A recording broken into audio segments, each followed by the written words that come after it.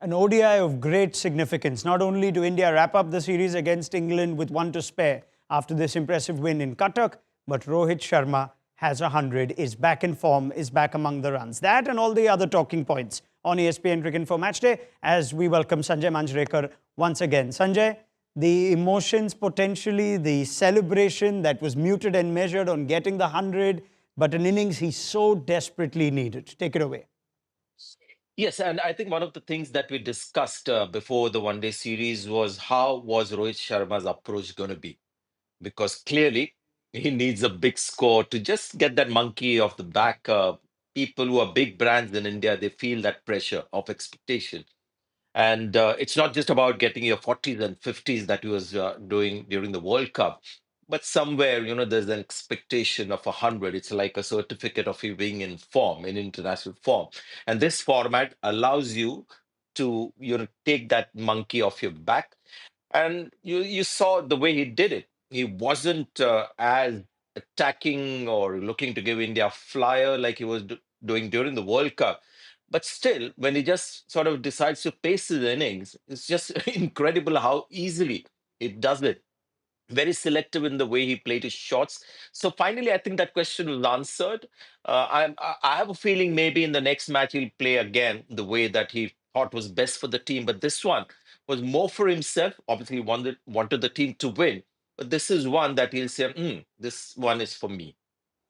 Is it worth complimenting that he could play this innings at this stage of his career and age, where he could actually build an ODI innings, the kind that we've seen him in his prime when he used to score double hundreds? We thought Rohit Sharma perhaps had committed himself to one type of ODI batting. What does it tell us that he can still almost go back to constructing an ODI innings like this? Well, if you watched him closely, you could see that it took a lot out of him, that innings. 50 overs cricket can be physically very demanding for bowlers, fielders, and batters. Virat Kohli knows, how physically draining it can be. And that is why, his fitness levels has allowed him to still get those 100 by running the ones and twos. Rohit Sharma had a different template where he didn't really have to run too much. It was just amazing how he got the second 100 when he got a double 100. But at this stage of his career, when you watched him, go through the whole process, getting a big 100, and when he was in the 90s, it wasn't like Rohit Sharma, the way he played this. So he wanted this 100.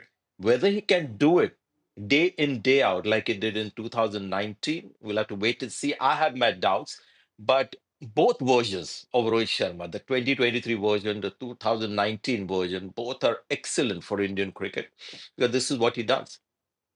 Well, regardless, I guess India would welcome, and it augurs well for them that he's back among the runs, feeling good going into the Champions Trophy. He also must have felt good about, I can't call him a new opening partner now, but there's something about the Gill-Rohit partnership that goes perhaps under the radar. Extraordinary numbers, 600 plus partnerships. They average in the 70s now. They've scored over 1,800 runs in 26 innings. And your Lambi Race ka Ghoda, Shubman Gill, complimented him particularly well today.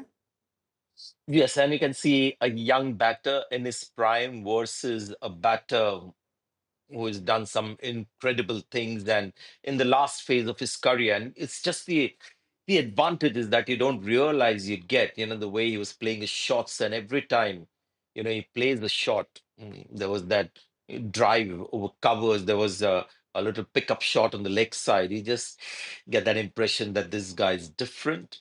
He'll find 50 overs cricket pretty easy right at the top of the order. And he's that good a player that he'll just churn out hundreds, even when he's not at the peak of his prowess.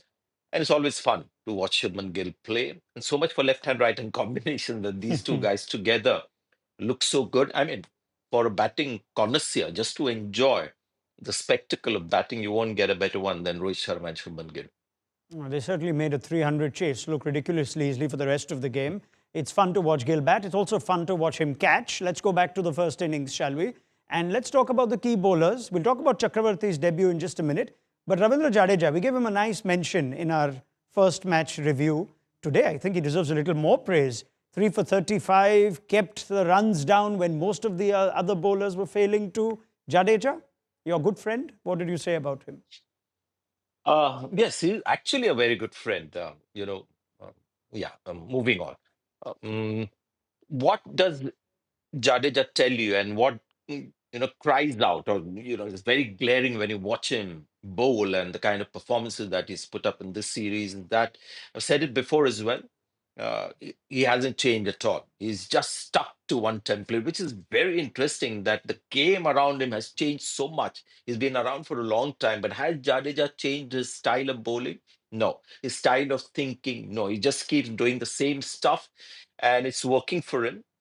Batting styles are changing. There was a time when batters found him easy to play, which was around 2017 when he lost his place in the one day side. But he's come back now, and this current style of batting, they're struggling against Jadeja. He hasn't changed anything.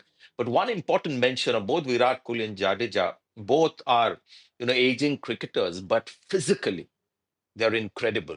Virat Kohli, you saw in the World Cup as well how he was able to play innings after innings. And 50 overs cricket, as we mentioned, quite demanding, but he's able to do it because even at this age, his fitness standards are superb. Same with Jadeja. And I Yeah, just get the impression that in this particular series, he just looked even stronger. He's not somebody who'll run it, Ronak, and get the advantage of momentum to get the ball to sort of zip through a bowl quickly. Just a hop and skip, and he's there. So the body is still strong. When he's running after the ball, you can see that he's as good as he was in his 20s. So well done to Jadeja for one, keeping his fitness at the same level for all these years, and the bowling as well at the same level. Test cricket maybe challenges him a little more. The one day is looking fantastic. he looks great. He's aging backwards, much like you, Sanjay. So let's carry on and talk about the spinners, shall we? Varun Chakravarthy on his ODI debut. Your thoughts? Right. Interesting to watch, and we tried to get some data, and clearly he was bowling a little slow in the 50 overs format. I was very, very interested in seeing how he thinks because this is like a new challenge for him. He's more used to batters going after him, and that is where he thrives.